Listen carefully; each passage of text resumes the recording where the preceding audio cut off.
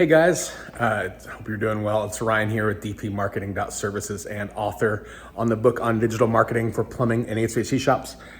So coming at you with the video. So here it is. I try not to date these videos, because if guys find them on YouTube or whatever, I want them to feel like they're somewhat timeless. So this one's gonna break that rule, so sorry in advance. But here we are right now. It's December of 2020. And history books will know about this time for a long time to come. 2020 has been an insane year for a lot of reasons. Obviously, there's things like COVID. There was political stuff going on. It was a crazy year. A lot of guys did very well. A lot of shops really struggled. So I'm not trying to make light on anyone. And generally speaking, most people talk about 2020 right now as a punchline, right? If 2020 were a cocktail, and it's like a colonoscopy flush or whatever. It's just, that's the type of stuff that people are talking about. So there's a whole lot of sentiment about what happens after 2020. Hey, finally, 2020 is going to be over and 2021 will be a lot better. So the conversation now is what should you do in 2021 now that it's going to be a better year?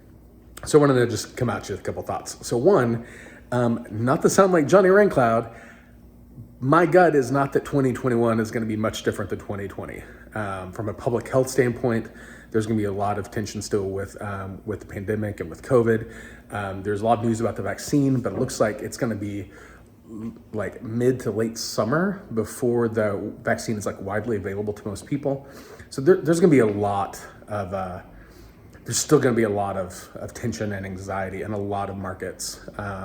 There may be localized lockdowns. We don't really know right now, but the virus isn't going away just because the calendar date changes.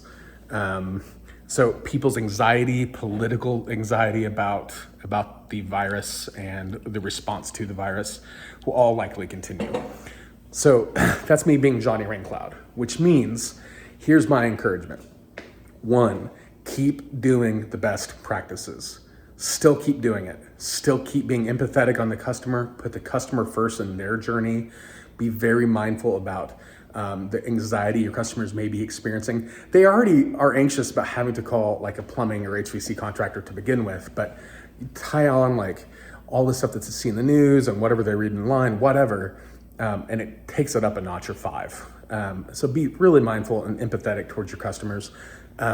Be really good on establishing leadership protocols. The companies that we've seen who have navigated 2020 extremely well have been, hold on, I'm gonna sneeze a second. I think I'm done.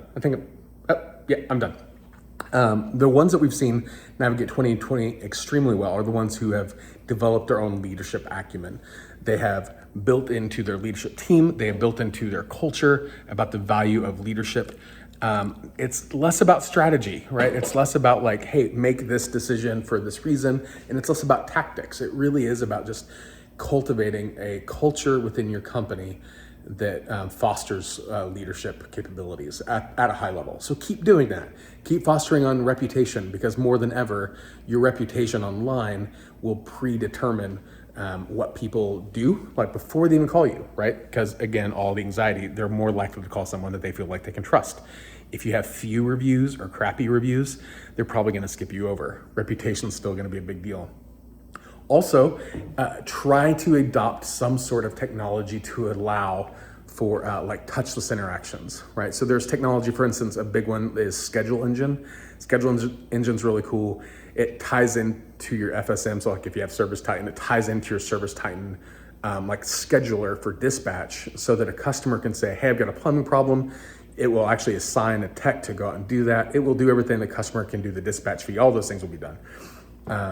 So it's a really great tool, and it allows the customers a contactless experiment where you can do a video inspection of an equipment of a problem, while the customer's home and safe. So just keep doing the best practices, right? 2021 hopefully is better. I'm not trying to be a pessimist. Hopefully it's much better than 2020, but don't let your guard down thinking that magically when the calendar turns to January that things will be hunky-dory and just like it used to be. There's no sign that that's going to be the case. So I hope this is encouraging for you, even though there might be some bad news in there. I would love to know your thoughts. How are you planning and preparing for 2021? Leave a comment below, guys. As always, follow us on Facebook, subscribe on YouTube. We'll see you next time.